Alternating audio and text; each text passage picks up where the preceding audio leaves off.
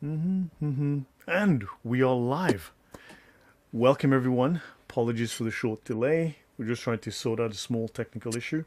My good friend Thunderous, it seems he's set up has a small problem with StreamYard, but let's hope that doesn't become an issue. So we're here today to discuss the issues in the UK. The UK seems like a powder keg, but this also seems to be like a canary in the coal mine for the issues that are happening across Europe and will probably also happen in the UK. And I'm here with Francis Boole and, of course, the Thunderous One. So, yeah, guys, welcome. So, I'll start with Francis. Welcome. How are you? Good to have you back. Thank you so much, brother. I've been it's been all right, but situation in the UK has not been, in all honesty, as you said. Um, Things have taken for the worst in regards to politically and also socially. Um, there's a lot of people who are riled up, and hence why I am here to discuss with you, brother, of what can be done and how things are going to get worse and how if something doesn't change, what is the next step? Yeah, not true. I mean, this is not necessarily a political channel, although Islam Yeah. is a political issue. And also, as Christians, we're affected by politics, and I think we should try to affect politics for the better. And in fact, as we've seen in the Olympics, the lack of Christianity is affecting society and culture Yeah. for the negative. And of course, culture is downstream from, well, politics is downstream from culture, but culture is downstream from religion. And I think we need to bring back some sanity. Thunderous, how are you doing?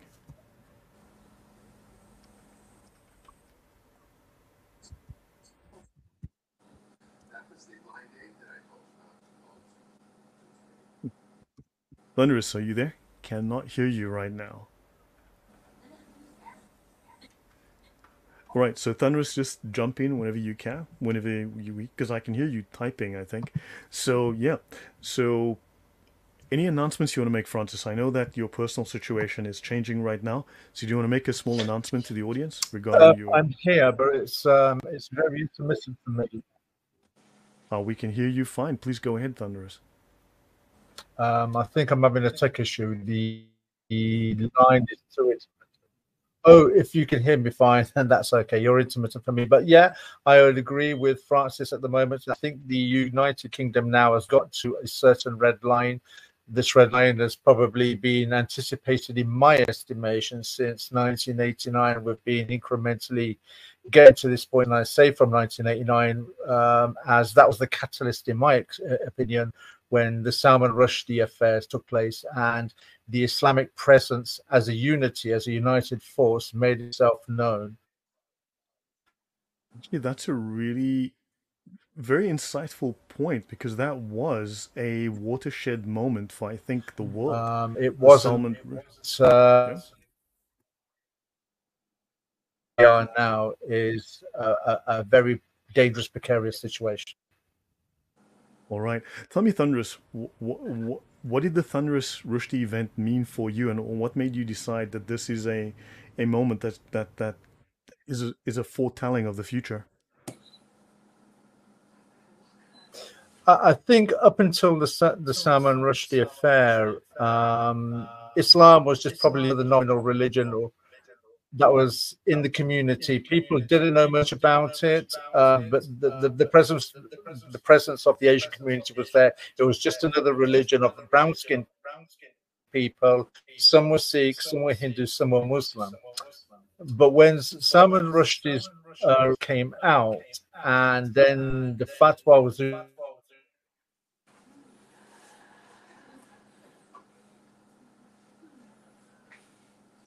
You've just broken up there now. by Iran for the execution, not just locally, but nationally and indeed internationally. And that's when, if you like, in this country was when I first saw with my own eyes a protest that started with book burning.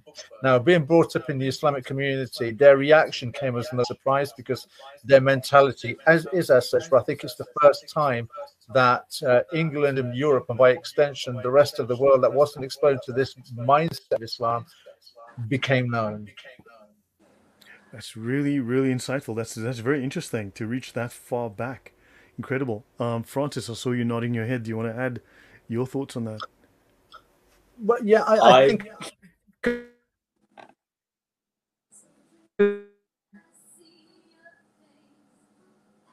Go ahead, Francis. We'll try and as catch well, Thunderous back. I can just Sure. Sunni, the Shia, the Ahmadiyya, and the other various varieties of Islam were seen having a lot of infighting. And I often liken it because I'm 56 years old and grew up in the 80s and 90s. I recall distinctively the football hooligans of United Kingdom at the time. The Chelsea will fight the Tottenham, the Tottenham will fight the Arsenal, Millwall will fight West Ham, and everybody will go fight Man United. However, come an England game, the England soccer hooligan fans united, and that's where, in my opinion, is how Islam is. They have a lot of infighting.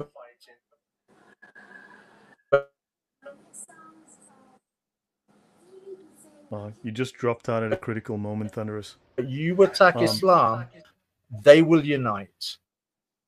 More belligerence. Well, I mean, but that's something that's unfortunately par for the course. We have to deal with that because at some point Europeans have to unite. At some point, Brits have to unite, and they will just have to accept the fact that this is going to cause conflict. Francis, your thoughts as you're nodding there?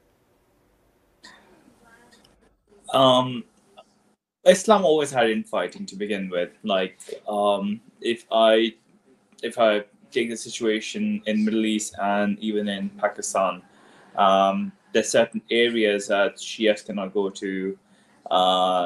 Sunni just go and just destroy whatever they and do whatever they feel like, and that's been such a norm in societies that I've seen growing up. But also seeing now that they can unite because they're now collectively being attacked. I can see I sense that's happening already because I think since probably 9/11, people celebrating on the streets, there was no regard for who's Shia, who's Sunni, who's Ahmadi. It was all collective celebration. So in the destruction of the other, they come and celebrate together. But there is in-house fighting. But then I see what's happening in UK right now when this extreme this extreme group that is riling people up now and saying like, look, they're coming for us. Now we need to take an action against them. But what's happening is that the politics itself has involved and taken the side of Islam now. So now people who are we seen writing across or trying to showcase or protest, what the government has now done is to label them all as far right thugs. So it's like they've just taken that and they're like, okay, you know what? We don't care what you think of us. So I'm seeing very extreme perspectives on both sides. But all I have to say is that sadly, one has to unite against the evil, and the evil will not stop until something has been done about it. Because live and let live is too far gone, especially in the Western society. Because in the Eastern society, if this was happening, some evil was taking place, there would have been something done about it immediately within the Islamic community itself. Like if Shia does something wrong, if Ahmadi does something wrong, the Sunnis will completely take hold of the situation more quicker than anything. So I'm like, but the West is just giving them leeway constantly. So I'm like, it's double standards that I'm watching right now. So this is why the UK government has now been relabeled. Well, the new prime minister is called two-tier care. Oh yes, and this does seem highly appropriate. I mean, his speech, for instance, they're blaming the EDL, which has been disbanded for 10 years, and they're blaming Tommy Robinson. Now, he just led 2 major marches in the UK in London. Both of those were extremely peaceful. They were very large, very peaceful. There were all of these events. There were these stabbings. There were all these young girls. An attack on 10 young girls. 3 of them whom sadly are no longer with us. And there were no riots by Brits. There were the Leeds riots. The police ran away. They allowed these rioters to continue. There were these other issues. There was the Manchester airport issue, where, of course, there was first a video that was used to create the false impression that the police just, for no reason, kicked a man on the ground without stopping to ask, how did the guy get on the ground? What was he doing there in the first place? And then it turns out that he and his friends attacked 5 police officers, broke the nose of a female police officer, and you've got, this very slanted media, and these guys were allowed to walk free. They're on bail. They're out in public, even though they attacked 5 armed officers. And then, of course, after the murder of these girls by a migrant, you've got the UK population that has risen up, these patriots who've risen up, and of course, they were labeled immediately far right. These are concerned citizens. The government was incredibly tone deaf, and you've got now, the government made the statement that they would be policed with force, they would be prosecuted, they will be tracked and traced and found, and they will go through the court system and they will be charged and they will suffer punishment. Whereas none of this, and he said, we will protect the Muslims, we'll protect the mosques. So this is incredible. You had Muslims rioting, turning over police cars, burning police cars, hurting police, chasing the police out of the area, burning buses.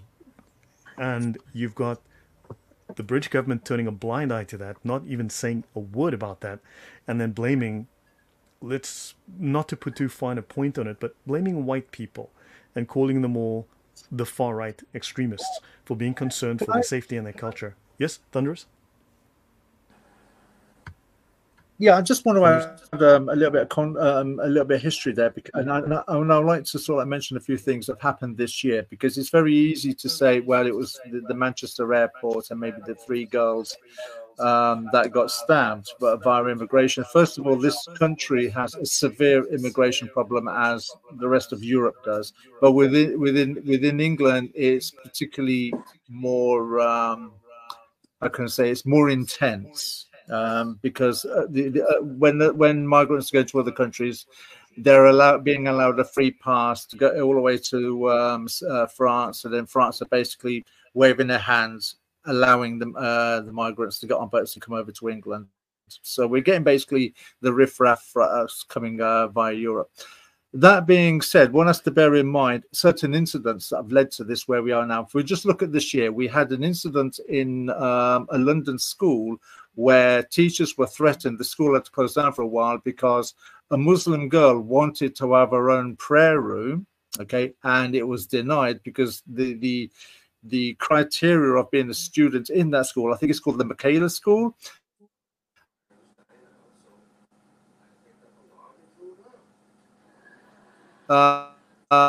which has high markings, but it was denied because it's a free quality school, and the problem was the Muslims, guess what, they kicked up.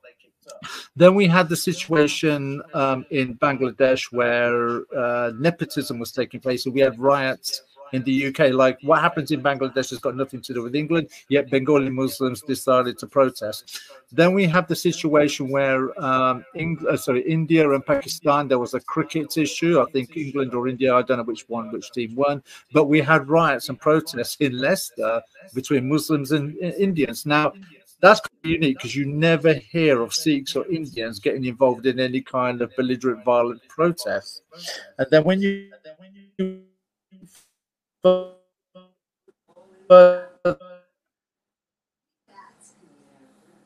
add on other things like the soldier that was stabbed that apologized to the local imam. You had one teacher that made a comment about Muhammad and he's now gone into hiding. So we're not looking at 1 or 2 isolated incidents, and suffice it to say I could mention more, but this is a pattern developing. People are not stupid, and we're made in God's image, Genesis 1:26. So our intellect can take in information and we can process it, and after a while we see patterns, and what we're seeing is a pattern of protection given to a certain demographic. Now, the latest buzz phrase at the moment is that if you say anything against Islam,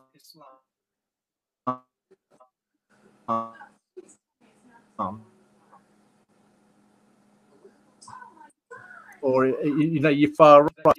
That's come off the back of that. You're going to use if you say anything that goes against the narrative of the government. So if you've got any comments about transphobia, you're far right. If you've got anything about a problem with homosexuality, you're far right. You say anything about Islam, then you're Islamophobic, then you're far right. Now, Islamophobia is having its definition changed in the United Kingdom. I think it's Michael Gove that's doing that. But what's going to happen if Islamophobia then becomes a hate crime? Well, look, your police That means already you can't is partial. I mean, UK police is already highly politicized and very partial. For instance, they took the knee for BLM, which means that they supported the BLM. They painted their cars for Pride. They danced in the street for Pride. They changed their uniforms for Pride, which means they supported Pride. They've stood back. They've given friendly advice, and they've given a free pass to Muslim riots and to Muslim violence, and in fact, to the rape of over 1 million British girls. They stood back for that. Now, when the Brits voice protest against these issues, now they've labeled these as the far right, and they've promised to prosecute them and protect Muslims. So you've got a police force that is in the pocket of these migrants. They have a preference for outsiders. Any comment, Francis?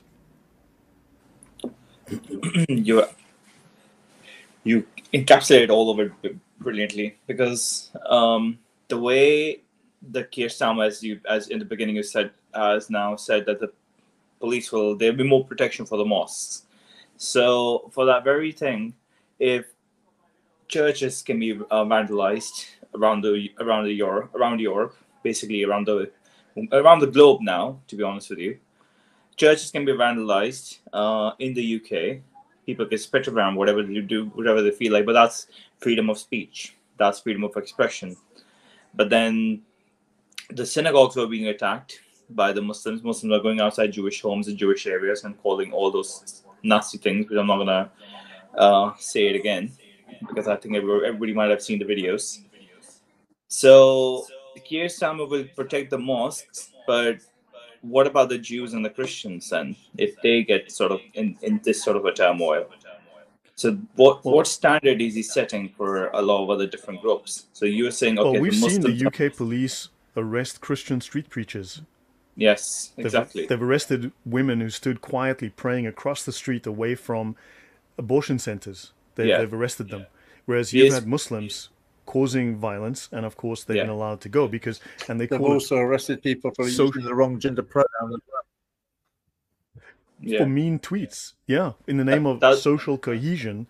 But, exactly. I mean, we need to start an organization called Black People from Africa and Integrated Pakistanis for white people from Europe and British people. What do you think? That would be BPFA, Black People from Africa, BPFA IP, Integrated Pakistan IP, BPFA IP, FB for British values, FBV, and AWE and white Europeans. So we can call it the FBAAPIVQ.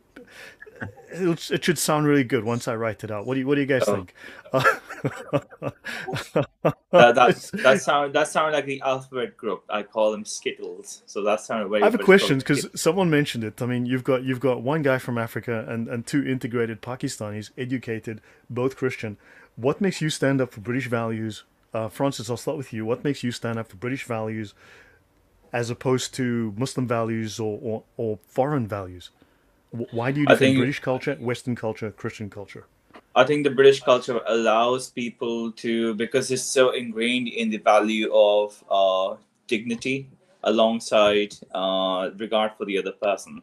So when I see the British value, the true British values that I've listened and I've heard and I've read the laws about, in regards to upholding every single value of an individual, but also making sure that equal treatment is there too, and then also alongside making sure that the freedom of protest, the freedom of speaking out against something is, I can't say it's as as much of a huge right as in America, but in UK we still have a democratic process where we can speak out against something wrong.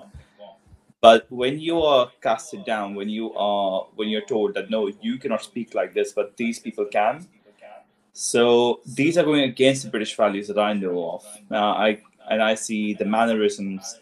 The mannerism is like being polite, but also making sure you put your point of view across too, without without sounding condescending.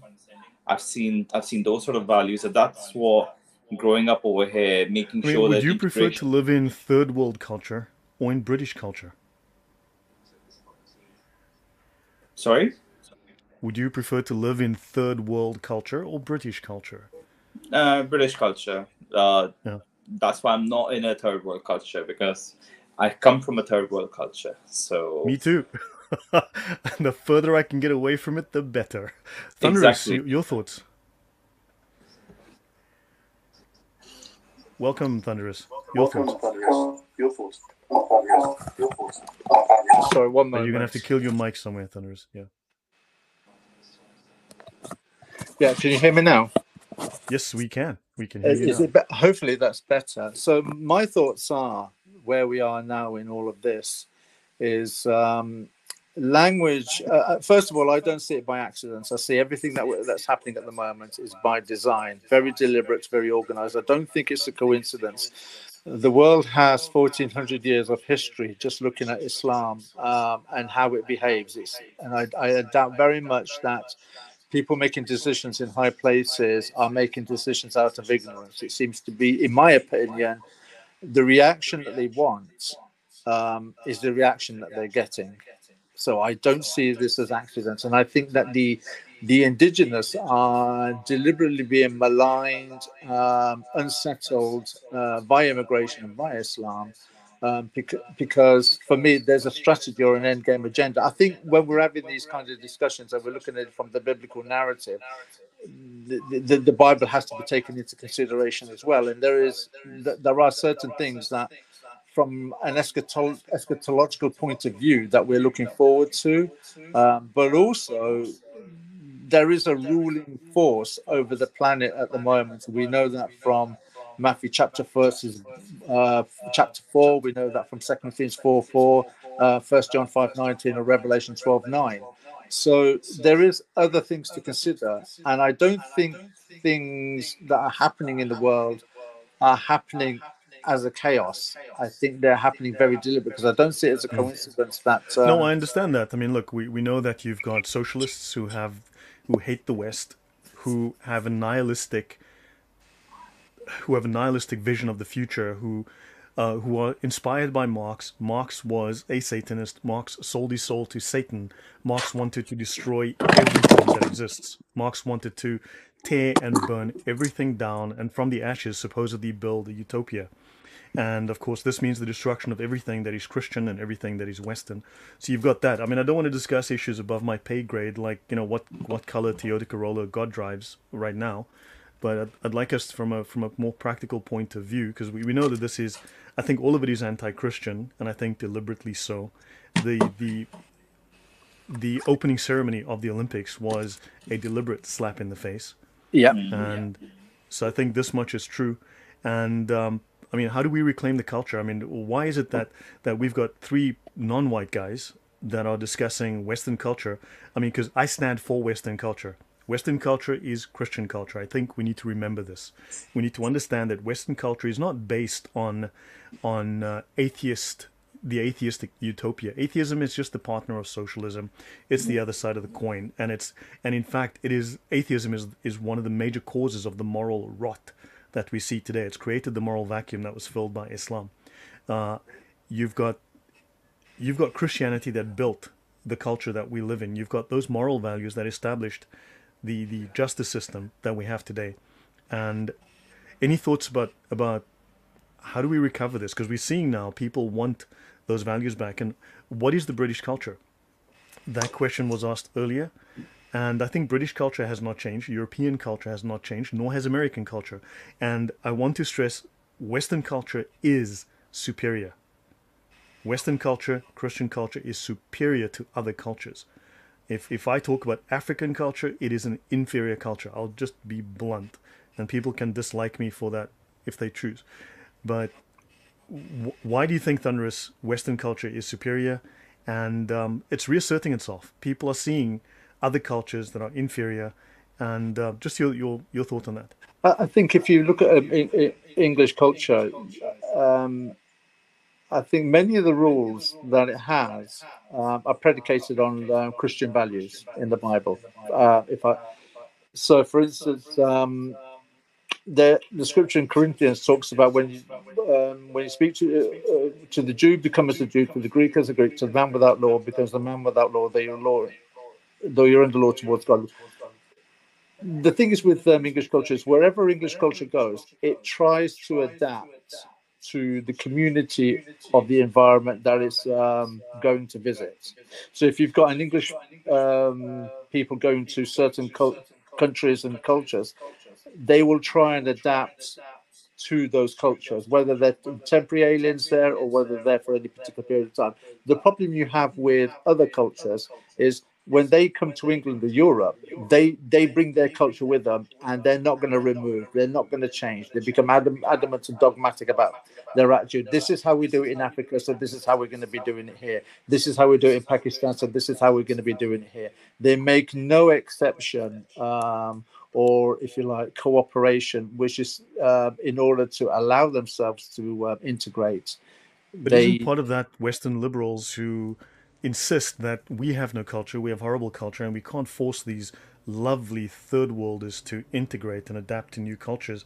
In fact, we have to lower the educational standards to allow them to get degrees with their 30% pass because, you know, these people are just not capable and they're not racist whatsoever.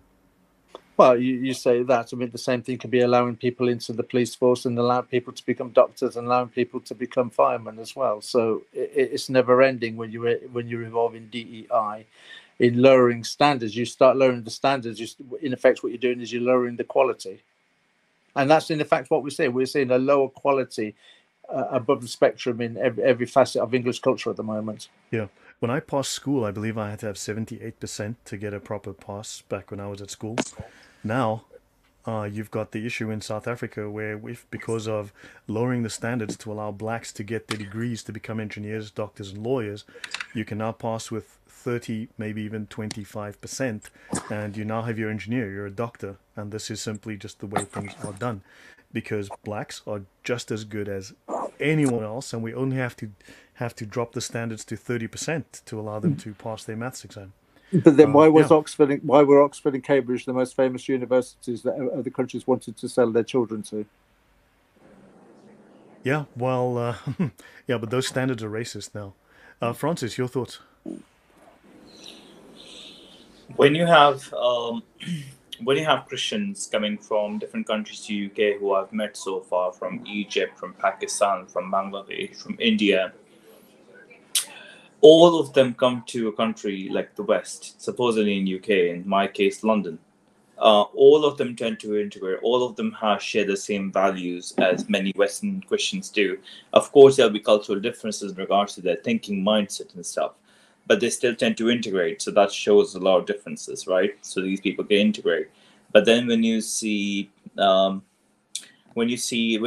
Christians come over here and they see the West being so extremely over the top nice to people who hate them, because they believe in the value that, like, love thy neighbor as you love yourself.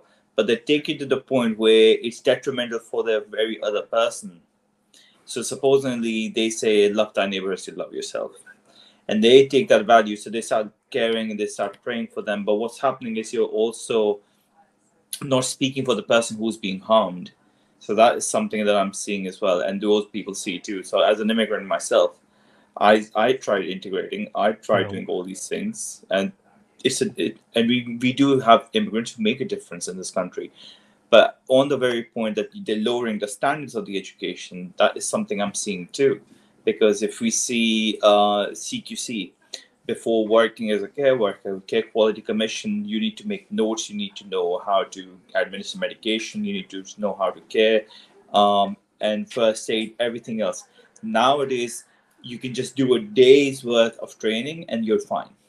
Before, everything was a lot different. Like, you needed at least minimum 15 to 20 days to be mentally prepared of what the care system is in this country. Now, a 1 day or 2 day course, and then you're fine to go and care for someone, whether they're autistic, nonverbal, or whether they are, um, dyslexic, or whether they are unwell, or whether it's old age home. There's no proper training anymore. So you've got incompetence caused by DEI, by Exactly. Look, you've got the socialist view of love thy neighbor, which is allow your neighbor to shoot up on the street, allow your neighbor to commit crime, allow your neighbor to walk from the courts, allow your neighbor to bypass the law entirely, and allow him to steal up to $950 worth of goods without charge, right? So you've got this overt focus on compassion without focusing on the justice of God, because God may be compassionate, God may be love, but God is also just, and there is an element of justice. You said something that was very interesting, something I've said to my colleagues, I've said to many, and Thunderous, I'll let you take the first stab at it, then I'll come back to Francis and then add my own thoughts. Francis said that you're allowing in people who hate you. Now, I have told Polish people here, you need to understand, and for the audience, please understand, I come from Africa. I come from the third world. Yes, I can speak proper English. I have all my own front teeth. And yes, I do bathe on a regular basis, at least once a week. However, that said, I may have one foot in the first world, but I was certainly born in the third world. I have seen it. I grew up in it. And I've told people, black people, by and large, hate you.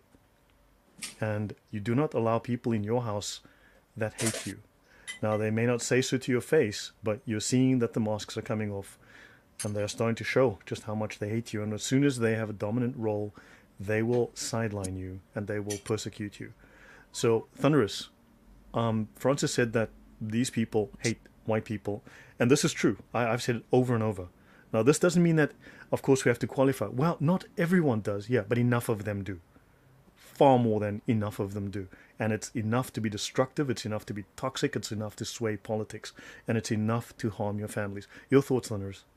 Well, I think we've had this discussion before, probably many years ago, Lloyd, where I revealed from my own experience being brought up in the Muslim community how much they hate white people. So that's nothing new for me to hear. As far as allowing them to come into the country, allowing your enemy to come in and to overtake certain communities and areas and cause the disruption that they do, as I said, and I reiterate, for me personally, with my mindset, I see this as quite deliberate, working to a strategy, working to an end game. That's where I'm at with it. What the end game is, we'll see it when it arrives, I guess, but I don't see this as being incidental or out of stupidity or naivety. For me, there's a strategy behind it. It's too systematic, too organized. Exactly, too organized. They know the enemy that they're taking on. There's a history there. Even if you just go back to what the comments I made about 1989 and the satanic verses, that is evidence that you can look back in history to, and then see the history of the United Kingdom and Europe as Islam has moved forward and got more and more emboldened. Now, you and I have discussed many times about Islam. Just as a counter question to what you've just asked me, I would like to ask you then, from the Muslim point of view, and Francis brought up the point about the mosques getting protected, and I think it's going to be protected to the tune of 168 million. When you're seeing rioters being asked by the police to put their weapons down, not to get arrested, but return leave your weapons at the mosque. Yes, leave your weapons at the mosque. Not even being arrested for it. Yeah, if I was to carry a weapon, I'd be arrested. When you're seeing police running away from the Muslim community, when you're seeing Muslims outside police stations protesting over a situation that they probably knew more about than what the press did at the time. From a Muslim point of view, who do you think is giving them the victory? Allah is giving them the victory. It's giving them control. So what would that do to the Muslim mindset? Embolden them. There's the point. And of course, the police don't prosecute, so they're further emboldened. And their enemies, the native Brits who are suffering, those are the ones that the government cracks down on. They don't crack down on the perpetrators. They crack down on the Brits for noticing the problem or for reacting to the problem. This is attacking the symptom, not dealing with the cause, because they know you can arrest a 73-year-old British granny with a pacemaker because she's not going to attack you. Whereas you arrest one of those Muslim rioters, those jihadis, and of course the 1,000 of them will be destroying the police station tomorrow. And I think as well with the just on the comments about the 73-year-old woman, I think from the legal point of view, in order to set up the narrative of the far right, they've got to make arrests. So when you start making arrests of people who you're going to deem as far right, the numbers look spectacular as far as the media are concerned as well. So yes, at Downing Street, they arrested 110 plus Brits who were protesting the murder of these 3 young girls, of these little girls. But at in Leeds, they arrested, 11 people? Yeah. Over a week? You're right. So yet again, it strengthens the narrative, which is where I'm thinking there must be an endgame strategy in this. Francis, your thoughts? I still remember the day before when I went to Downing Street just to peacefully demonstrate in regards to showcase that we are here and we disagree with all these things that you guys are doing. And it was a peaceful demonstration. There was no rioting. There was no pillaging. There was no stuff being chucked around. So when the next day, when the riots, when people were getting arrested, 111 people were arrested to be in total. And all they did was take pictures of those people hours prior, and they gathered them all, and they were all arrested. Especially the ones that they saw at demonstration as well. They got arrested. All I'm seeing is literally the double standards, because when in Leeds, the police can run away from people rioting from the Roma Gypsy community because the social services take their children away, and they showed that this is what we will do if you do something like this to us. But then the very same thing is done because 3 little girls were unfortunately eliminated by someone. This is what happens, that we will not allow you to protest or demonstrate your issues because somehow you are upholding a different standard. But these immigrants who can come in and they can riot, they can loot, they can burn cars, they can burn buses, and that's fine. So the standard you're setting for the people, for the native Brits and for the immigrants, I don't think they're realizing this is going to turn into a huge civil war, to be honest with you. And the second thing I want to bring up is a woman who they arrested, and the people they arrested, they put them in jail for 2 days and then freed them without a charge. That also happened. No charge. And then there was no charge. So they just put them in jail for 2 days and then they let them go without any charge. And then the third thing I would have to say is in regards to now the Muslim Defense League has lifted up. So Muslim Defense League throwing stuff around. All over Twitter, there's videos of them. They have to protect their mosques from the dangerous far right that the government has identified. Exactly. But those people are not showcasing themselves wherever they can. They're hiding their faces. But Twitter is already showing what are these people doing, but media has not even spoken about this. The Prime Minister has not been aware about this. What's happening? So this is why I think there's an issue that I see with immigrants having so much more rights, to be honest with you, than the native Brits itself. So me as an immigrant, if I can have more rights than the native, I don't think they're setting up a good example. And that's why I'm scared for the immigrants who also look like me and like us, who can also be labeled by some thuggish person who does not know any different. So that is also another backlash that I'm seeing too. That's coming because people. Yeah, this feels like white working class Brits are being turned into dhimmis. Yes, basically.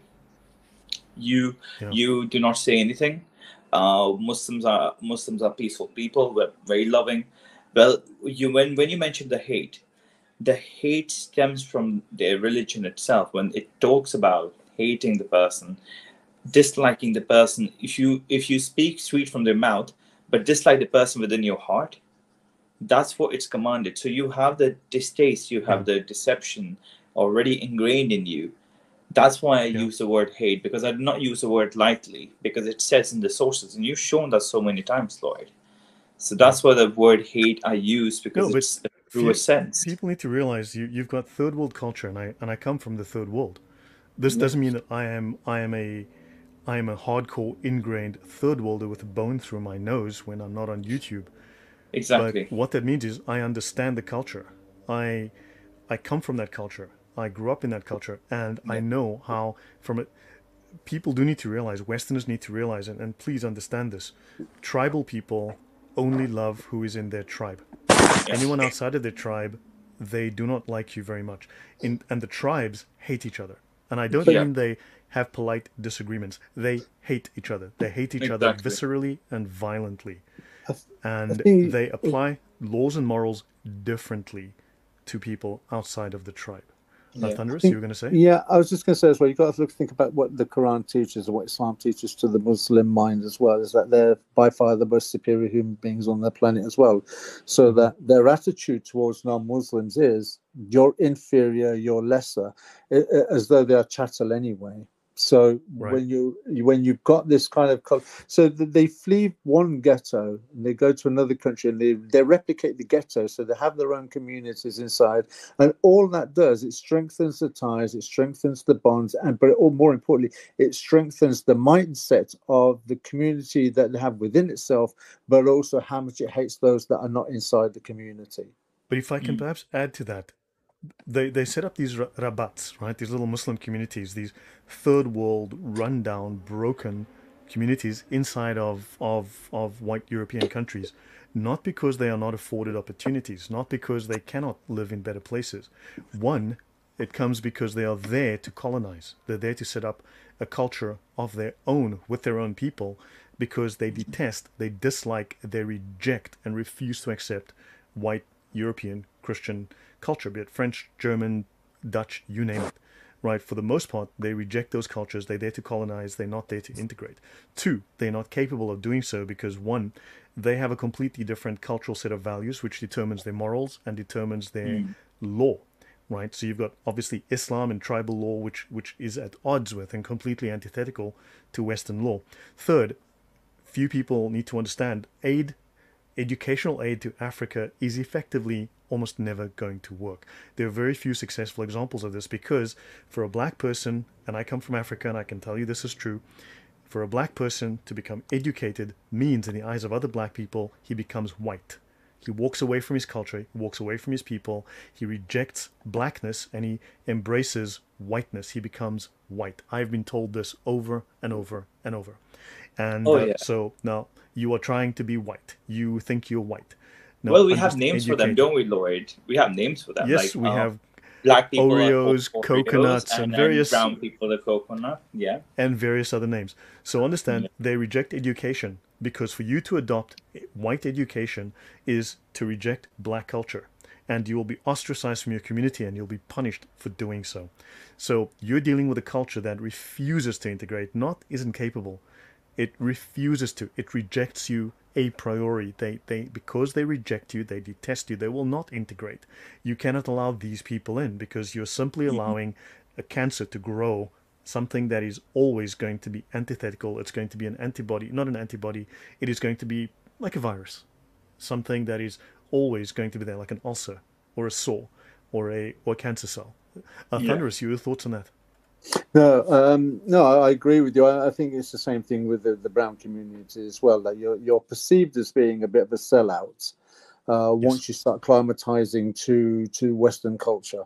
I think they refer to it as the decadent West, and they're also their mindset is that they genuinely feel within themselves that the Sharia law, is by far the superior, and that the problems that the Western world has are going to be rectified by implementing the Sharia. So there's an end game strategy within what their mindset is that if they have enough numbers, then they're going to create a Sharia, not just in the local community that they live in, but by extension to the rest of the country that they reside in as well. So their own mindset is not only are we superior human beings because our God tells us that we are and we're better than you, but the law that we have is also better than your law, and the law that we have, the Sharia, is going to resolve all your problems. Yeah, someone made a couple of comments. I just want to mention this. Islamism is a false term. There is only Islam. There is no political Islam. There is only Islam. With all due respect to Bill Warner and his group, for those who are not aware, I was part of Bill Warner's group. I wrote a couple of papers for Bill Warner's group. I joined that group. I advised that group.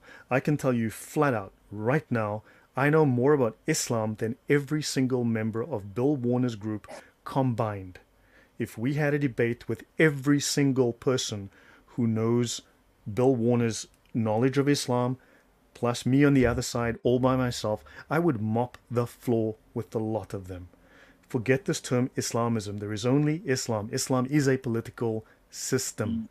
You cannot separate the two. It is a deen first and foremost. It is religion 10th in terms of its priorities.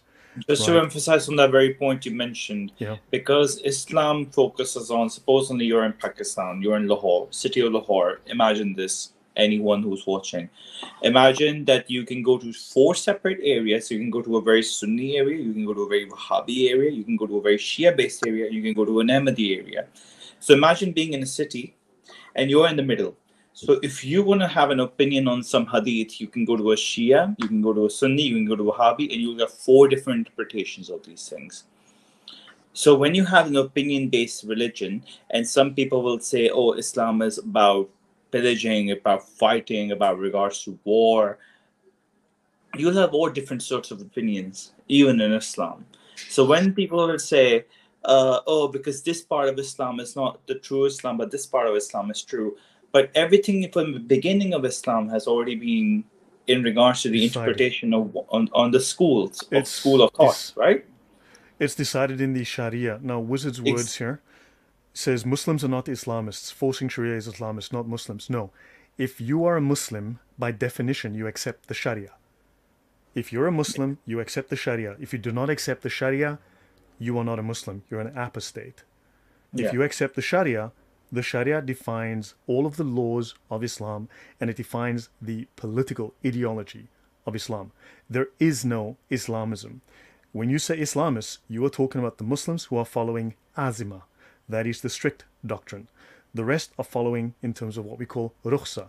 That is the lenient doctrine, where they can actually literally go against the tenets of the Sharia to fit in, but they'll still receive reward from Allah.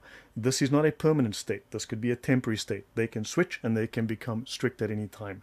So you need to learn to use correct terminology. You need to learn to use the words that Islam uses and define it as Islam uses, not as Westerners falsely, incorrectly term it. So, can I ask you a question, Lloyd? Yep. So a few of the Muslims I met here, not really Muslims, but very cultural Muslims, and they say no, they reject all the hadiths and everything else. They reject this extreme Islam, and they reject the killing of the people who leave their religion. So, but they still call themselves Muslims. They say like, yeah, we like this sort of things. But do you truly think they're truly Muslims, in your opinion? They could be lying, or they could be cultural Muslims. I guess that's a possibility, but they could also be hardcore jihadis who are just biding their time like a sleeper cell. Thunderous, over to you. Yeah, I think you can't separate it. There's no such thing as you're either Muslim or you're not. You're either pregnant or you're not. There's no such thing as little bit pregnant or such. So when a person identifies themselves as a Muslim, it's what I call levels of ignorance as to what being a Muslim is. Now, most Muslims are Muslim by rote. That is to say, it's a perfunctory system that they're born into, and they do certain things. They'll do the Ramadan, they'll do Eid. They may not drink alcohol, and they'll only eat halal meat. That's the kind of minimum Muslim that you're going to get, and that's sadly to say most of the Muslims. But when they're backed into a corner, okay, they you won't find them siding against Islam. You'll side them siding for Islam. Okay, so from my perspective, being brought up in the community and that, they may well say things like, any human being, when you confront a human being with the truth that they don't believe is, that they were brought up to believe is true. For instance, I've confronted Muslims about the hadith about if a man leaves his religion, kill him. They go straight into denial because they can't accept it. So they're not, I could say they'll even refer to you as a liar, but that's not because they're not Muslim. That's because they can't accept the fact that there's certain truths in Islam that goes against their human psyche, and it's born out of their own ignorance. One, they may be totally ignorant because they've been lied to by their scholars. To quote, that there is no compulsion in religion, which was abrogated by Quran 9:5, right? However, that said, it is also illegal. It is illegal, and it is considered treason for a Muslim to admit to anything that is embarrassing to Islam, and for him to admit that yes, he is supposed to, according to Islam, according to the Sharia, kill those who are apostates, kill those who are non-Muslims, that ultimately that is your fate, to make violent warfare on you. That is embarrassing to Islam, and therefore he must lie about it, because lying is obligatory in Islam. To cause shame and embarrassment in Islam is called ghibba. That is slander. Now in Islam, slander is to say something that is true but embarrassing, that you wouldn't want to hear, as opposed to slander in Western law, which is to say something that is false and harmful. In Islam, it's to say something that is true but embarrassing. So those are a couple of things to think about. I just want to change tack for a moment, since throughout Europe, you've got here, this happened over the last couple of days. There have been 2 beheadings in Spain in the last 48 hours. Right, 2 beheadings. We all, isn't immigration fantastic? Main suspect over beheading on Moreras Bridge, Valencia, captured after manhunt. This is only one of them. There was another. Right, manhunt for Algerian suspected of slitting throat of Spanish man in Valencia. Fantastic. We really need this kind of thing. So considering that it's Algerian, and considering that they slit the throat and nearly decapitated this person, they just didn't quite manage to finally do so, that obviously tells us this person was a Baptist, most certainly. And then of course you've got pajama party murder, Swedish child 14 kidnapped, tied up and killed on the way to a sleepover, with 2 girls who knew the victim arrested. We don't know that these were by Muslims, but yeah, obviously people suspect. Now, even if this is not by Muslims, for instance, right, the fact is that this kind of crime is so common with Muslims that people just automatically assume, right? Then you've got this Samuel Paty. 6 teenagers were convicted for the roles in the teacher's beheading. So this is clearly a conspiracy, because you've got 6 people charged with the crime, right? 6 of them. So that is conspiratorial crime, as in a legal term. And of course, what happened to these 6 murderers? They were let off with a slap on the wrist. It's like, hey, guys, oh my God, it's nearly 1 o'clock. I'm hungry. I want to take lunch. I'll tell you what, you guys, just don't do that again. Do 15 minutes of community service, wash my car, and you guys have a nice day now. And don't murder any more teachers anymore. Okay, thanks. Have a nice day. Bye, guys. That was what the judge basically said. And then Vilene White, Ipswich stabbing. Family of white grandmother allegedly murdered by South Sudanese boy joins.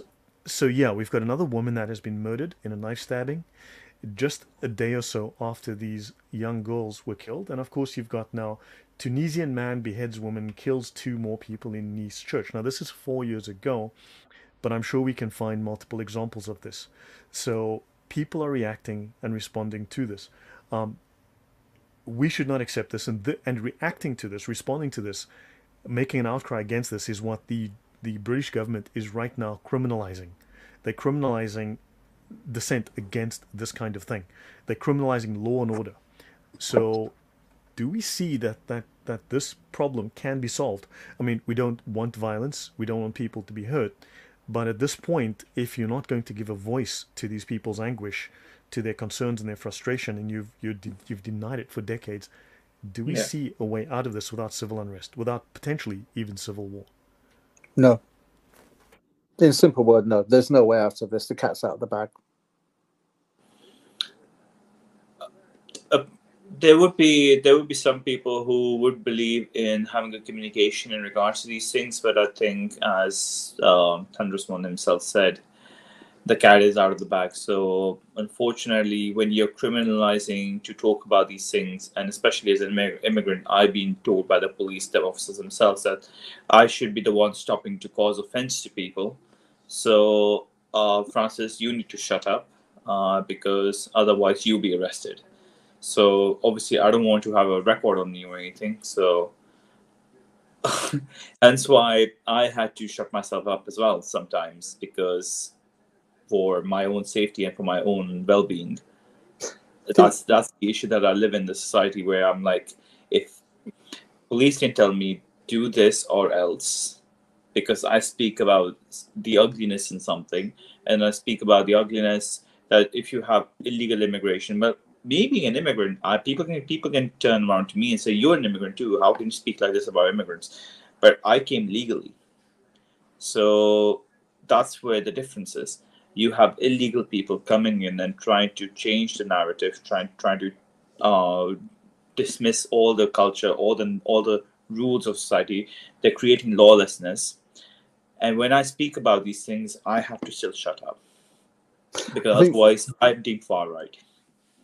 I think with what Francis is saying, I want us to bear in mind something else that came as a result of COVID and vaccines, and that was misinformation, disinformation, and the use and misuse of social media as far as spreading information is concerned.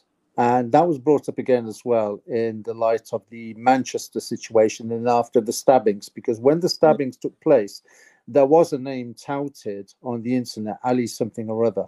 Okay. Now, the thing is that was misinformation, that what turned out to be false, but the you know that the power structure of this country, aided and abetted by the police, will use that as a mechanism to try and curb free speech, to stop misinformation and disinformation going out. Now, if you couple that with what will be deemed the new term, what would be identified as what does actually Islamophobia mean? And if Islamophobia in itself becomes a hate crime, that brings into question challenging anything that's Islamic. For instance, if you quote the Quran, if you challenge the Quran, if you reveal something about Muhammad and Aisha, for example, this can all be then determined as being hate speech. And that could well be something that will impact the social media system. Already, I think it was noted in the House of Commons during the COVID period, where the government asked for social media platforms to start administering some protocols in order to fact check the information that's being released by people using those social media systems.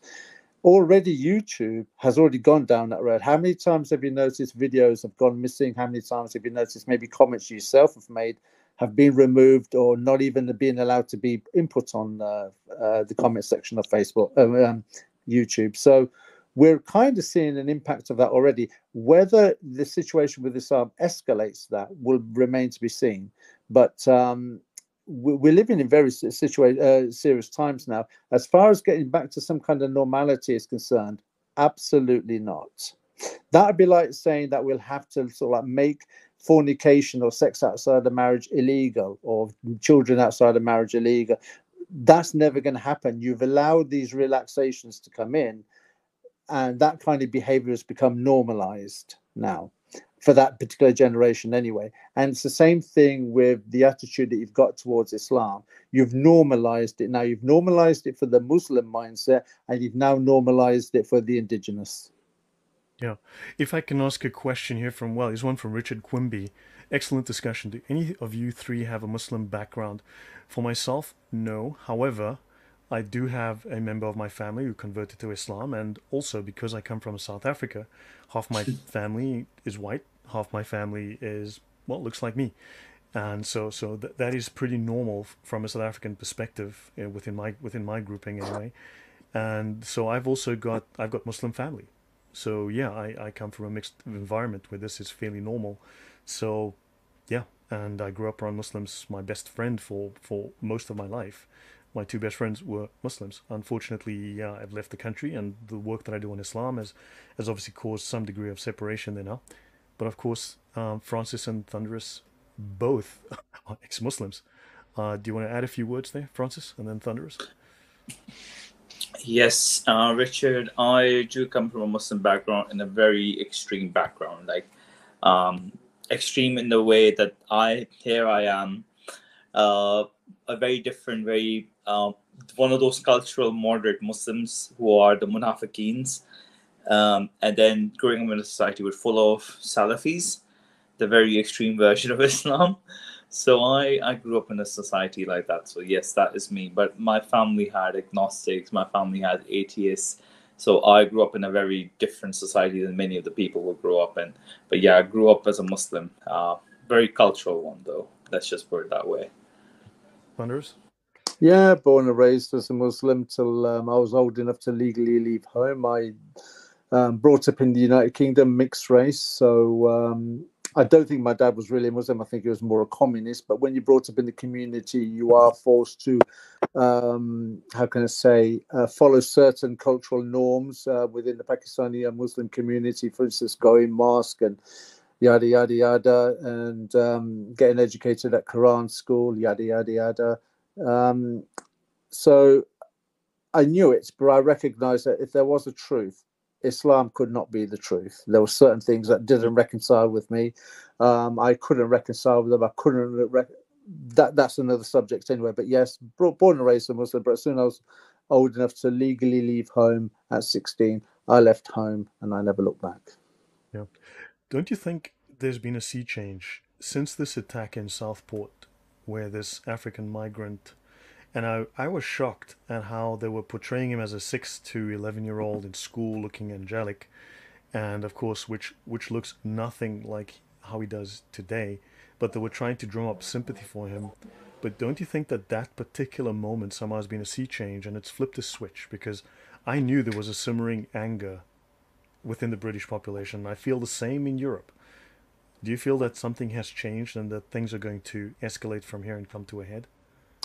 I think from my perspective, if you recall the list that I made earlier on about the parents having to go to the mosque to apologize, the beheadings that have taken place in Europe, the Muslim attacks and the acts of violence taking place within this country, I think people have been recognizing it, storing it, storing it, storing it, storing it.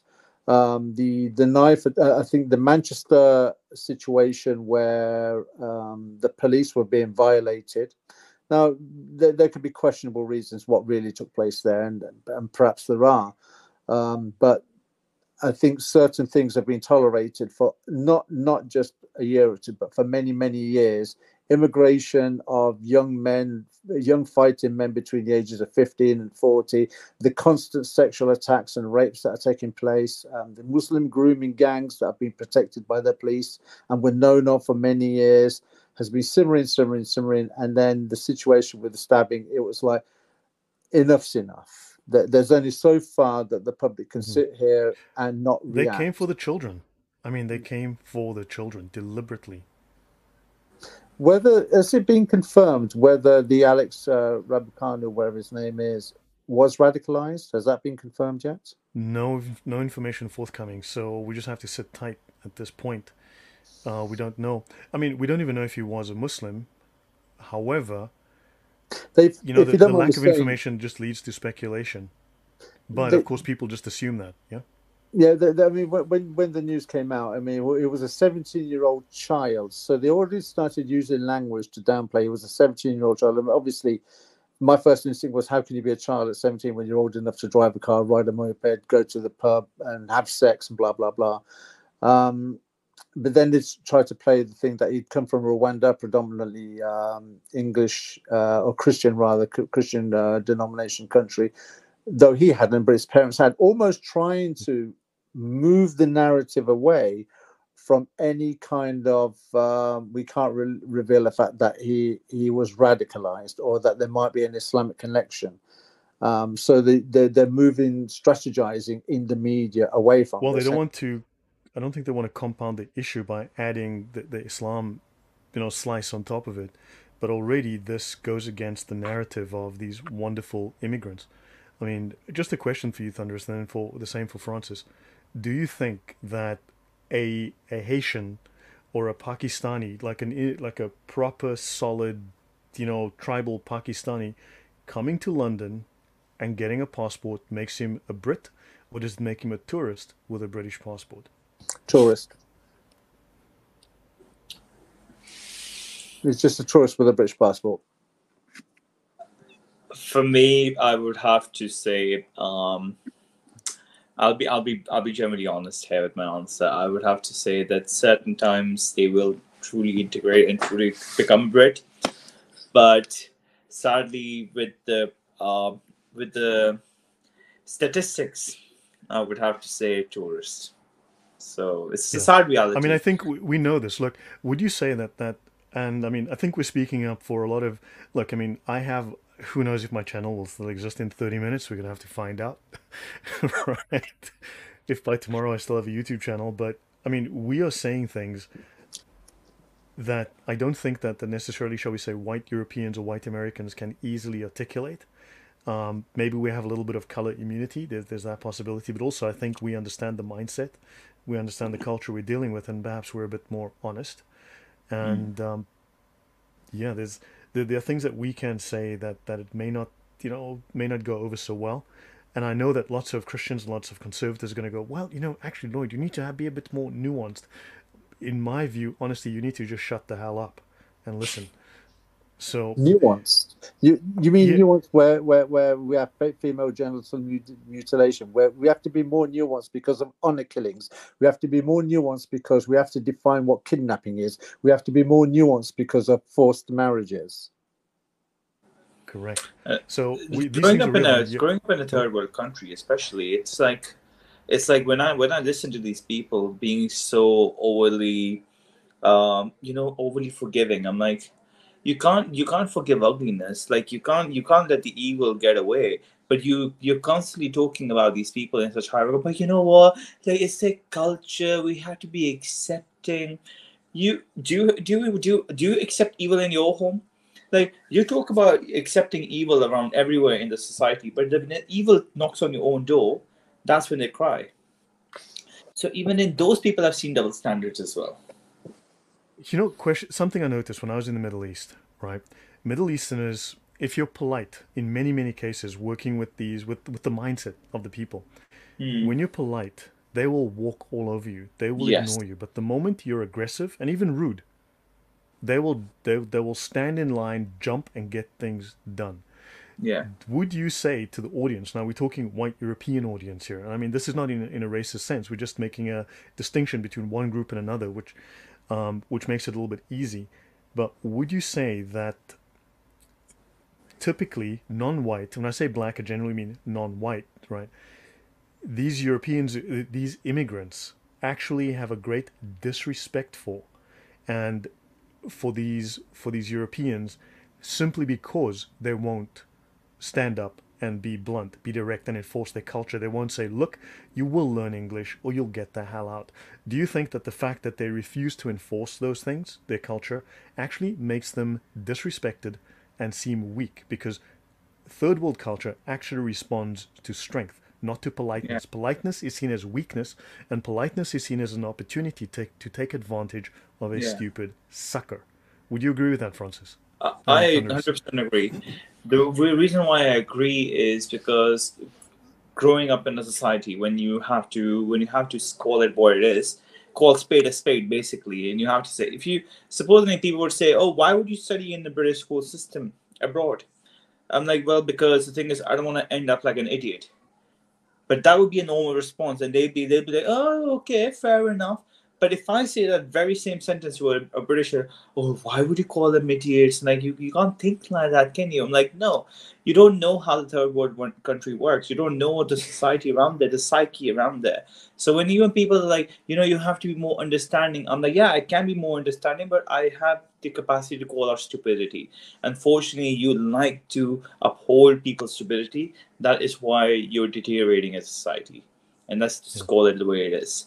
You're the reason why the country's now in such a horrible state because of your Thunderous, your liberal thoughts? lefty ideas, because of your too much of a simpleton So idea there that should be a people. bit more strength. There should be a bit more Of like, look, you will course, toe the line, damn it, or there will be consequences. We need a bit more of of that. course. Like if people are working in care sector, supposedly this African community works in the care sector, they are let off so easily, right? But there'll be no arrest made. They'll be, oh, just forgive and it's all right. Their culture is different. But then if I say something, if I do something wrong, they will immediately take an action against it.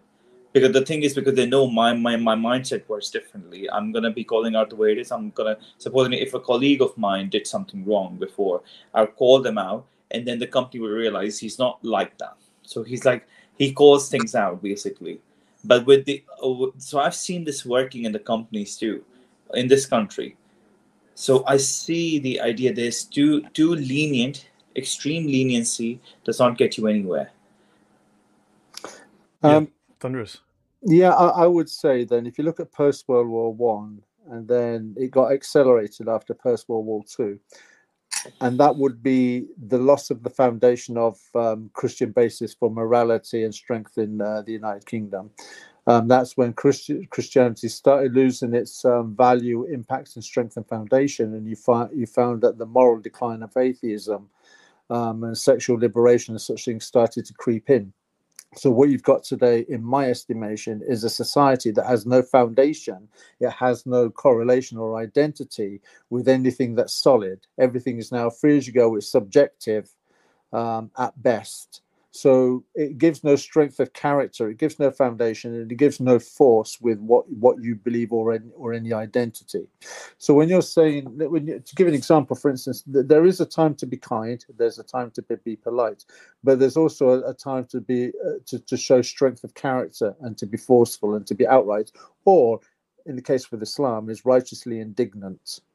And I think because people have no foundation, because they've got no belief system, or their religions have actually let them down as well. Certain Christian denominations have not helped by allowing the LGBTQ, by allowing promiscuity, by allowing certain things, by teaching things that Adam and Eve are not real people and Darwinian evolution is true, but also saying you have to show respect for the Abrahamic religions, because you see now Islam, you're finding, is being identified as one of the key components of the Abrahamic religions, therefore giving credibility. But don't you find they mystifying respect? Respect means allow them to walk all over you, allow them to do whatever they like, rather than have a firm set of boundaries and clear distinctions and where the lines are. Yeah, but those distinctions would have a foundation in your identity as to what your worldview is. If your worldview is Christianity, that would be the foundation for you to mark the line as far as respect is concerned. Like I said, respect is one thing, but you have to have a foundation for it. If you don't have an identity, a foundation, or a worldview, then you will be walked over. I mean, Jesus did have a lot of respect for people and a lot of tolerance, and he also sat down carefully, thoughtfully, gathered the ingredients, made a whip, and kicked the crap out of people. Yeah, and told the Pharisees where John 8:44, you're from your father the devil. He had to speak to firmly with John and James. He told Peter, get behind me. So Jesus wasn't shy or reticent of speaking things when he needed to speak, but he was still known as a teacher and as a man that was approachable and kind and loving. But when he needed to be, he set boundaries.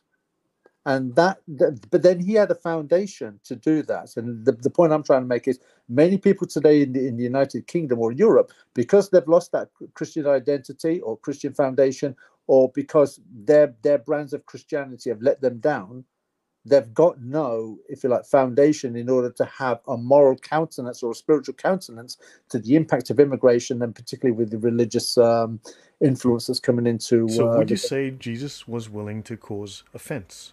Absolutely. Principle. You're from your father the devil. You're nothing but whitewashed tombs. Of course. So should Western countries, should the Brits, should the government, should people be willing to cause offense to say, sorry, these are my principles, this is my culture, these are my laws, these are my beliefs, you do not cross this boundary?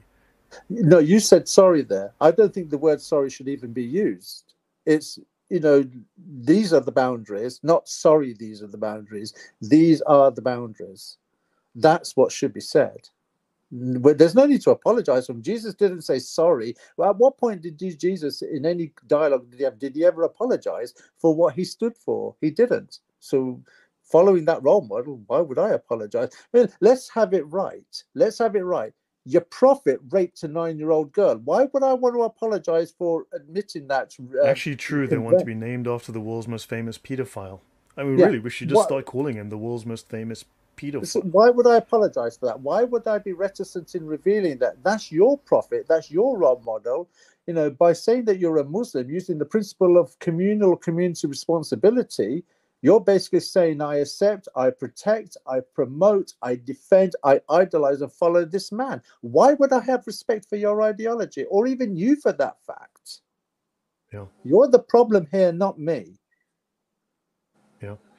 Francis, when I hear, for instance, I will listen to a black person speak, right? The three of us, we know the language, we know the game, we know how it's played, we know how to run the system against nice white people to get certain benefits. You know, you don't have to play the race card. You can just just tease that card out just a fraction, and you know they'll crumble. You know you can get certain benefits, get certain advantages. Now, I mean, this is not to say you are do this or that Thunderous does this. I don't think so. But the fact is, we know the mindset. We know how the game is played. We know that the culture we come from. Look, I try to explain it to people like this. If I'm sitting at a restaurant, if I was in South Africa and I left my phone on the table, that phone wouldn't be there in 15 seconds because someone would run by or walk by and grab it and it would be gone. Same with your sunglasses, your wallet, your bag. So, but because we've grown up in that society, you look around, you see someone's phone, and immediately your mind goes, I could steal that. This is not because you're a thief, but it's because you're a constantly at risk of being a victim. You need to identify those circumstances and protect yourself. You're not looking to be a shark. You're looking to be shark proof. So you protect your possessions because you realize people with the mindset where I grew up, they would take advantage of that. They would use that as an opportunity for theft, right? To enrich themselves, to benefit themselves, because those rich white people can always afford phones, right? They can always afford to buy a new pair of sunglasses. White people just walk up to those machines in the wall and it just gives them money. It's not like they have to work, right? I literally heard that from blacks in Africa one time. White people just go to those machines in the wall and it gives them money. They don't have to work. You see? So this is literally the mindset of many Africans. Now, we do this so we know that there's a mindset game here being played and we protect ourselves from it. But yeah, just your thoughts on this. I mean, do you think it's going to be hard? And for the audience, I mean, is it hard for you to start saying no, to draw a line, to define who you are, what your values are? I mean, do you think it's easy to manipulate white people? And do you think that they should start drawing that line? Because I think it is. In many ways, in many cases, yes, it is. They're too lenient. They're too respectful. They assume that those third worlders have the same culture, values, morals, and mindset as they do, and clearly they do not. Your thoughts on? I 100% have to acknowledge the fact that I live in an area where people still leave their supposedly around a cafe. They still will leave their laptops on the tables, and they go to the toilet, and having no regard of oh, there could be someone who could steal this and run away. No, they still do it because I think they live in this bubble where they have not faced any issues whatsoever in regards to theft. I personally, what I do is, if I see some person not giving the space or not acting, in the manner that they should, I would say, excuse me, and um, I would say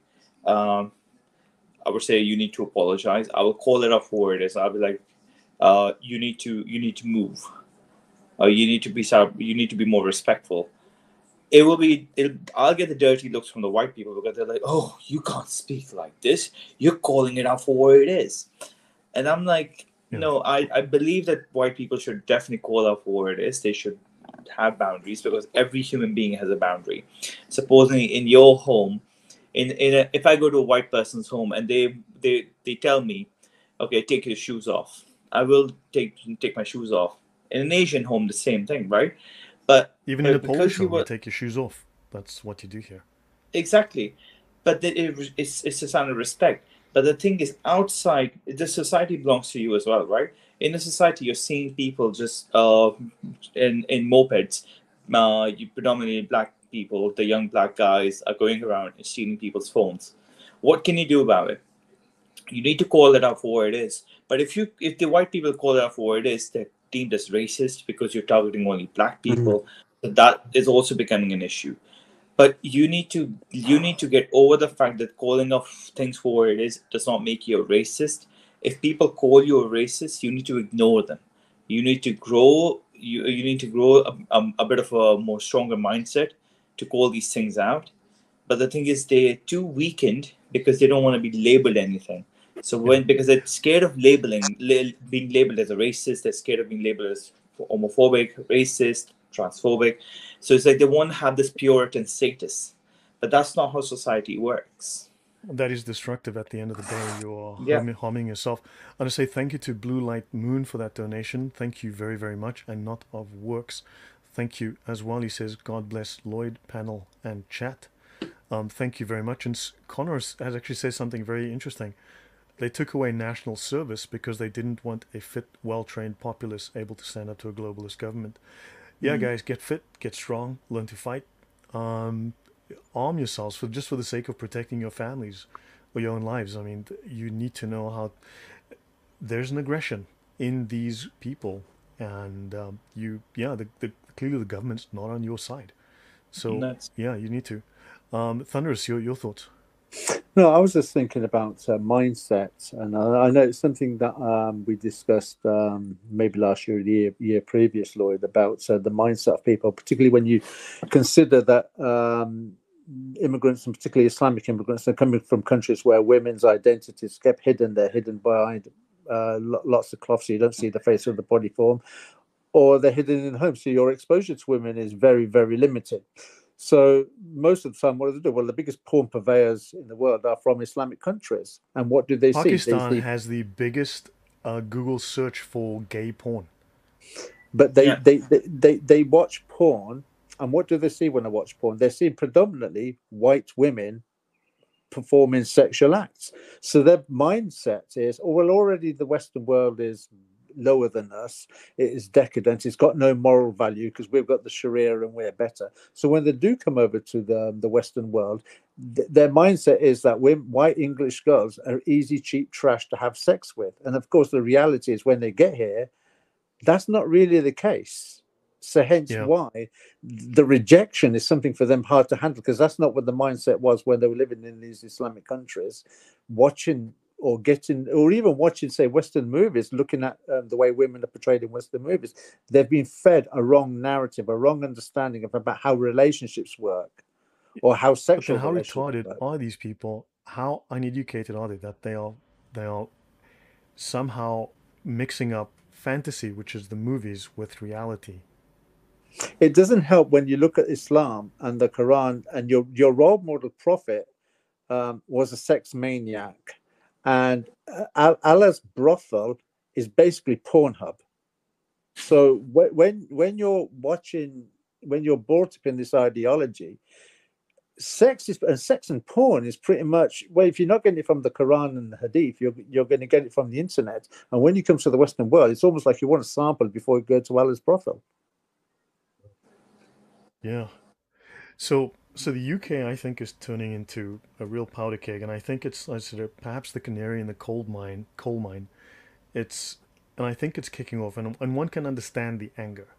This is not far right anger. This is people genuinely upset. Today, in Rotherham, there was an attack on a Holiday Inn, which is a migrant hotel. People actually were clashing with the police, pushing them back. They actually broke into the hotel. They've trashed the external as well as the internal parts of the hotel. And this is now, clearly you can say the violence is a crime, but one can also understand why.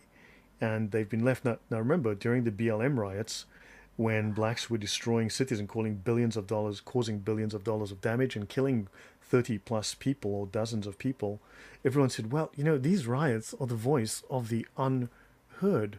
Well, I'm going to say the same, and these British riots are the voice of the unheard. Of course, it's one set of rules for thee and another set of rules for me, which we're going to start seeing.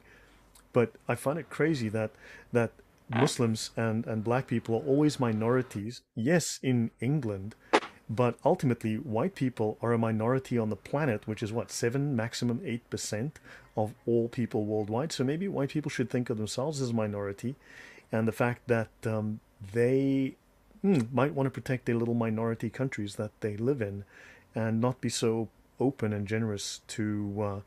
Obviously, I came to Poland for the welfare, as you guys probably well know. Which is, but maybe white people need to start taking a stand and start some tough love and start finding their inner a-hole instead of trying to be sympathetic to every cause and person. I I do think what add one thing though in regards to all of this. Sorry, apologies for the excuse here. I do have to add in that we can't be lawless. We can't be part of the lawlessness as well. That's another idea that a lot of Christians have to think within themselves. Can we be part of something about lawlessness? Because that's another dilemma as Christians that we have. Sorry to cut you off there, Thunderous One, but that's why I was thinking it's a dilemma that we all have. So. Fair point. As a Christian, yeah, we need to be moral and try to be virtuous. Yeah, Thunderous? I think a lot of, just going back to some of the points that both you guys have raised about the attitude of the indigenous of England. I think what one has to bear in mind that the generation of people that you're referring to are probably in their 30s and 35 now, where you'd expect the retaliation or the response or the kickback. But the entertainment and the world for the past 30 years in this country has been one of softening and molding the mindset of these people as well. They've been conditioned and programmed into this mindset of accepting and via soap operas, via media. Francis made an interesting comment a few comments ago where it said, right, well, if you have an opinion now, an opinion is now hate speech. Telling the facts is sort of like a form of intolerance. Having an opinion is bigotry. Saying something about Islam is now Islamophobia. Having an attitude against the LGBTQ means you're transphobic. Saying you don't agree with the homosexual lifestyle means you're homophobic. They're created pejoratives to stifle criticism and conversation. In this country, 30 odd years ago, there used to be debate programs where you'd have an open debate and discuss the matter. You may not necessarily agree or disagree with any one side, but you'd have to go through a mental process in order to understand why you did agree and why you didn't agree. Now you don't. You get the sound of one hand clapping, meaning that all you ever hear is one narrative all the time now. So what that does, it programs people from the early age, from school all the way up into when you're going into work now, and your work have programs and guidelines and principles and policies where about tolerance and patience and being mindful of other people's needs and such, and respecting their culture, respecting their identity. So you're programmed at school, you're programmed at university, you're programmed when you get into the workspace, and then when you're coming home and watching your soap operas, you're getting programmed there as well. There's no escaping from it. So when you face the reality of the world that we're having at the moment, where there's a kickback from an identity or from a population of people or a demographic of people that haven't been programmed in such manner, you're not mentally or emotionally equipped to respond back to it. You don't have the tools to respond because you've got no foundation, because any foundation that you had has been well worn away decades ago.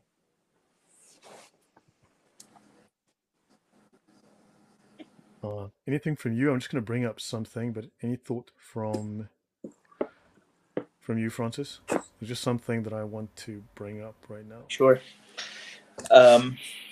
I do have to chime in that for anyone, certain people are saying in regards to the riots that these are a trap, because this is somehow another idea of making it much more of a police state, that if you join these riots, you will be persecuted, you will be tarnished, you can be criminalized, and you can have a criminal record, which can also affect your livelihood.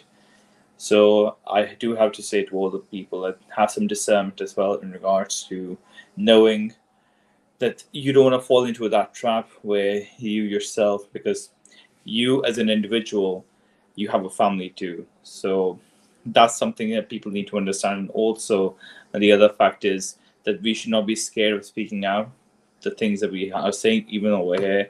Like, sometimes I have to shut my mouth because of obviously being a person who also is an immigrant can cause issues for me and for the people around me.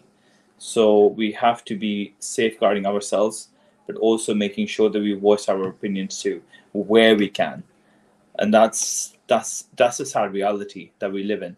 But because I can't particularly see things like Ed Speaker's Corner, supposedly, why I stopped going there is because it's just a demonic place. People are just upsetting their religion. And Starmer, exactly, Alexander. Starmer is trying to remove our right to free speech. Yeah. I can't criticize Islam. Like, if I go outside a mosque, I'll be arrested. But a Muslim comes outside a church, in my church, the police wouldn't do anything, and that's happened. Oh yeah, wasn't there many years ago. There was kill those who insult the Prophet. To hell with free speech and such things, and God bless Hitler. You know, such things have been seen in this country, and it's done with immunity and impunity, therefore strengthening the side of Islam. But I cannot quote the Quran, right? I cannot quote the Hadith without it being branded hate speech. How much further from reality can you get in this day and age? Are you talking about this image here? Massacre those who insult Islam. There you go. Like, great, British Muslims unite for peace. Sure, yeah. I just want to, I want to wind down. We've been going roughly an hour and a half, so I want to throw something at the audience and then give you guys a chance to comment, and we can wind down. We can always pick this up again sort of next weekend, perhaps. But this is a paper. This is dated May 2019. I wrote this. This was a paper that I did. This was work that I did on behalf of the Bill Warner organization. Right, just so that people know. I may as well just speak about it. It's been several years now. Just so you know, the Bill Warner organization kicked me out. Not for anything I did wrong, but they have a policy whereby they do not associate with public individuals. So I was kicked out of the group because I had done, I think at that point in my life, I'd done 4 or 5 interviews on YouTube or something. I'd done a handful of interviews on YouTube on a different channel, not my own. I had been interviewed by someone and to discuss Islam and the Sharia, and this was the reason that the Bill Warner organization kicked me out. Wow. Now, one of the things that I did for them was this, which apparently went ultimately up to Ted Cruz, and it was apparently used as part of the motivation. Some of what I wrote here was used as part of a motivation for banning the Muslim Brotherhood. But I want to bring this up, right? Here's a basic summary of the problem and solution. So the aim of the enemy is to inhibit critical analysis and to create memes, simple arguments that inspire the following 3 things. 1, shame. Because you, as the victim, the white Brit or French person or you name it, you pick the nationality that's black. Shame. You do not critically examine or defend what you're ashamed of. You retreat. You're a racist. Your parents were racists. You were slave owners, and so on. So you're colonizers. So the world, and of course, you don't critically examine, and you're ashamed of it, so you retreat. You don't examine the truth of it, and so on. And you don't look at the fact that they are 99% of the time, they're just projecting. Right? They're using this as dominance to shut you down and take over, to steal your stuffs, if you want to put it that way. 2, amnesia. You cannot be inspired by or draw from what you forgot or do not know. And by this I mean you cannot be inspired by the virtue of those who came before you, your ancestors, by the virtue of your culture, by the beauty, by the greatness, by the glory of your culture. You need to remember these things. You have to remember these things. These are your anchor, or you will be adrift, and you will just be a leaf in the wind, and they will destroy you. Irrationality. They will destroy logic and evidence with rhetoric, propaganda, and emotion. You need to stay stuck to logic. However, you cannot also want to lose virtuously on principle. The word for that is being stupid. It is being weak. Because what I've noticed is from Westerners, European cultured Westerners, Americans, whatever, we're going to lose, but we sat with principle, and I know we've lost everything, and we're here in our underwear, and we're going to die here in the middle of winter from starvation. But we stood on principle, and even though we've lost everything and the barbarians have taken over, we can feel proud that we stood on. No, you need to win. You need to know how to win. Sure, you can win on principle, but you need to still win. You are happy to lose, you're happy to bend over as long as they promise to use a little bit of Vaseline. The answer to that is no, right? You have to identify and expose every one of these talking points as a lie. Now, a couple of things. Why do they censor you? Why did Keir Starmer say what he said? Because you cannot talk about these things, because then you will divert the hatred that is normally and incorrectly diverted at the enemy, right? You are being denied a unified outlet for frustration. They want to take away patriotism, so you cannot rally around the flag, you cannot rally around the values. They want to destroy Christianity because you cannot rally around that. You can only embrace the enemy's values and thus hasten your demise, right? And you cannot blame the enemy. You cannot say it's the Muslims. You have to go Islamists. That is an illusion. That is wrong. Islamists don't exist. They're Muslims. Please be correct about that, right? So the hatred you would divert at the enemy cannot be directed at the enemy, and you divert it at yourself. You divert it at the Jews, okay? You divert it at, I don't know, you take your pick, the aliens, the conspiracy theorists, the them, the gray, what you pick who you divert this at. It sows seeds of self-doubt, classical demoralization. Am I right? Am I wrong? They provide a new focus of frustration, hatred, and blame, right? The conspiracy theory route. Now, you must understand humiliation. It's also a humiliation ritual. You as the white Brit, you as the white European, as the American, you are being humiliated. Humiliation leads to withdrawal from critical analysis of painful or embarrassing events, i.e. amnesia. It creates amnesia. We just mentioned amnesia up here. You cannot be inspired by or draw from what you forgot or what you do not know. An amnesiac becomes disoriented. You must understand, this is not an accident. This is based on warfare propaganda studies, right? Psychological studies of how to disable a population, how to make them completely paralyzed, emotionally, psychologically, intellectually paralyzed. This is what warfare strategists study. These things have been applied. You're seeing it in real time today. So an amnesiac is disoriented. In other words, he cannot orient upon events that impinge upon them. And you can no longer recognize friends nor identify and respond to threats.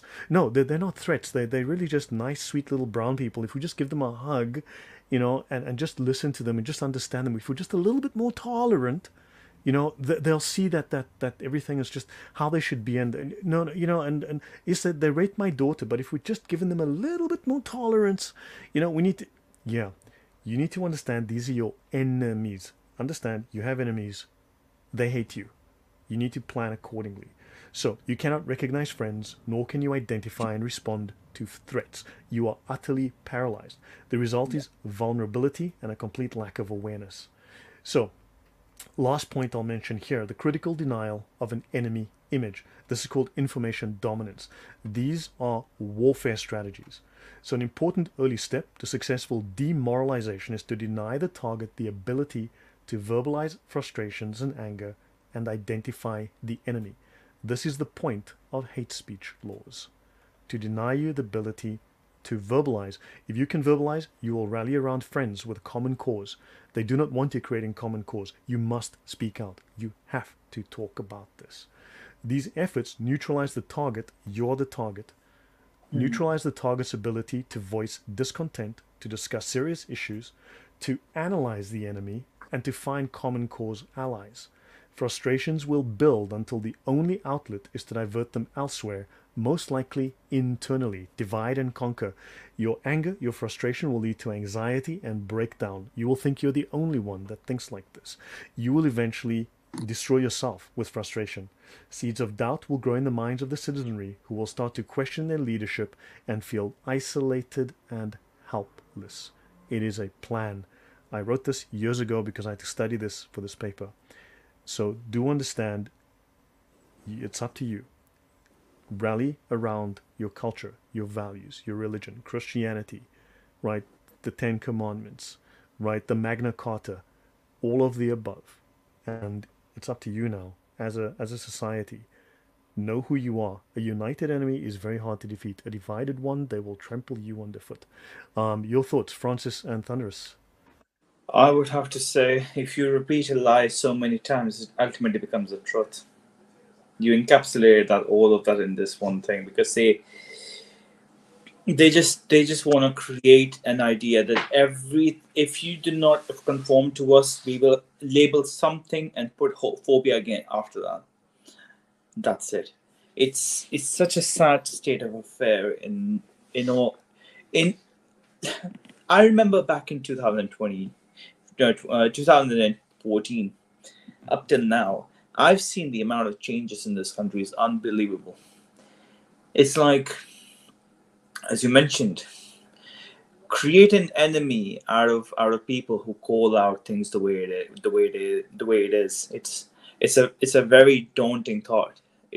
It's easily spoken, but it's a very extreme thought. So, but thank you for this whole information, brother. God bless. Yep. Thank you. And Thunderous, your thoughts?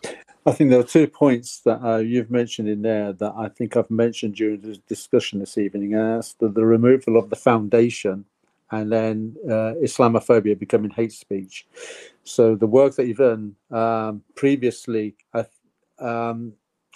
is that would have been read by people who would have seen, who probably required it at a higher level to see the nuances move in political, educational, and social structures. But for the layman now, what you've written there, people can see for themselves. It is happening right here, right now, before their very eyes, that the foundation of people's lives has been removed and laws are being implemented in order to curtail free speech, whether that's by inventing laws to say that what you're coming out your mouth is now illegal, or chaperoning, conditioning, and implementing various rules as to what can and can't be said on social media now. So the article you've written seems to be very much what is alive today now, Lloyd. All right. Yeah. So yeah, for the audience, yeah, this was unscripted. We wanted to talk about the UK as a powder keg, but hopefully we were able to dig into some of the root causes and just to speak honestly, discuss issues that are not typically considered politically correct or allowed in polite conversation, but these are things that I think needed to be discussed. I think we have a perspective as in one sense outsiders, but also as citizens, residents living within white Western countries, European countries. We bring a perspective that is often lacking, and I think we can be honest. We see both sides of the issue. Would you agree with that? That we do see both sides of the issue from our cultural backgrounds. Yeah. Absolutely. I think I wasn't aware that Francis Boulet was a Muslim or ex-Muslim rather. So Francis himself can come from experience and exposure internally, and then to see it from not just subjectively but objectively as well. And you, Lloyd, I think there's no greater example of somebody that does polemics against Islam, where you've been able to dig deeper, not just in the Quran and Hadith, but the Sharia and the law and the mindset. And with your expertise as in military training, and here this article is an example that the perspective that all three of us can come with is one that it will be deemed hate speech because it's based on reality. Mm. Yeah, yeah. There was a quote that I was thinking of, and for some reason one of the words now just escapes me. But there is no what's the term is there is no there's a word for some reason there's a word that escapes me, but there is no something until victory.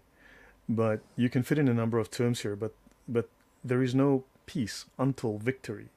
Until you win, there is no compromising. There is no finding a middle ground. There is no Mm. middle way. This is like Thunderer said, you are either pregnant or you are not. You are either a Western Christian nation or you are not.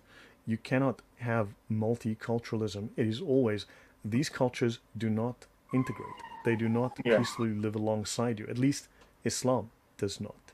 I think You either win or you lose, and you need to decide to win. Yes, Thunderous? I think multiculturalism is very much underrated and misunderstood. I think people, when they consider multiculturalism, is that some kind of homogenous pot where we're all mixing it together. I think multiculturalism was designed to break down the foundation of any moral cultural fabric in this country, and it's done it effectively.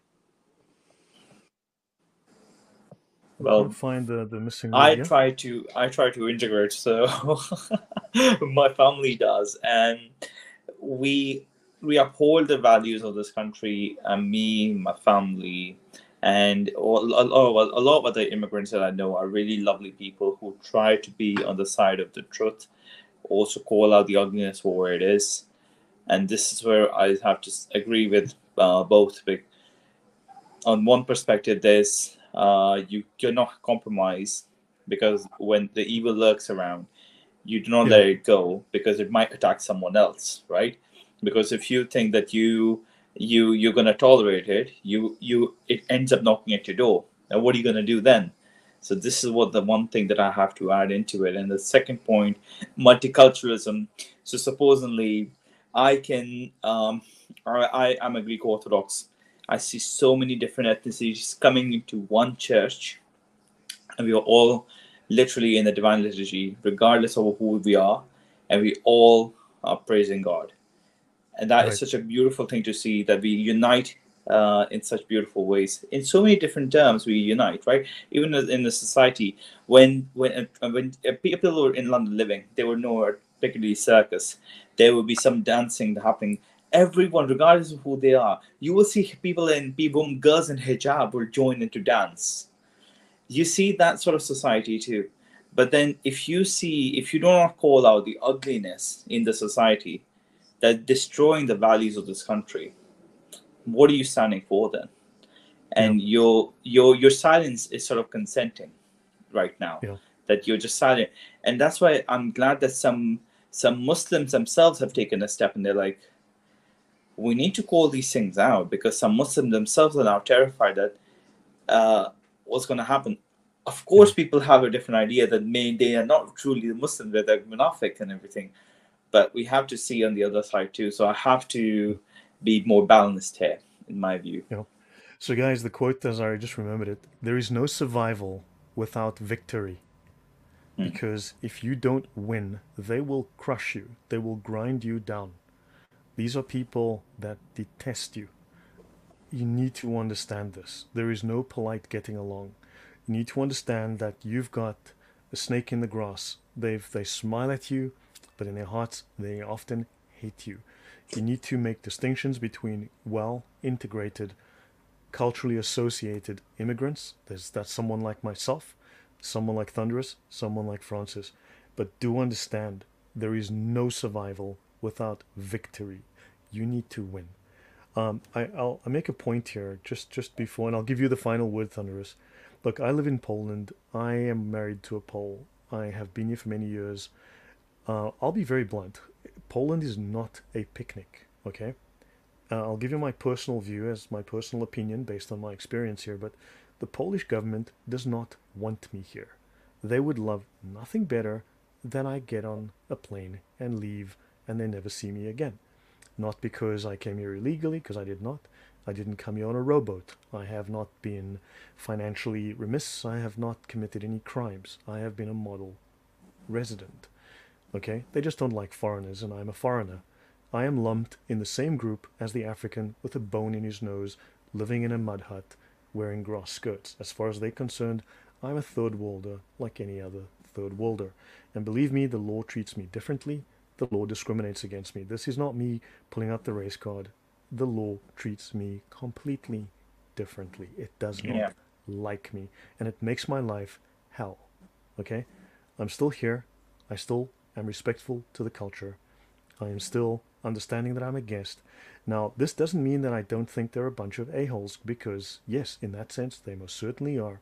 But I respect the country for what it is, and I am very well respected and treated by my family, by my Yeah. colleagues, right? It is not their fault. But at least I can understand that this culture respects itself enough to take care of its own, right? And I joked earlier when I said I came here for welfare. There is zero welfare. There is absolutely fuck all welfare here, okay? So yeah, I mean, so I don't know, but that cuts no ice here. Look, so Poland, just in case you're wondering, Poland treats foreigners like me like shit. Okay, so I'm not exactly wild about it, but here I am. I So yeah, that's just how it is. But at least it's safe. And if you need to start treating people not so well and let foreigners know that they're foreigners, that's it. However, I can learn to speak fluent Polish and get a passport, and maybe that is the route that I need to take. But I need to integrate, right? I need to earn it, and there's nothing wrong with earning those things. I may not like it, but this is their country. They have the right to do this, and I respect that.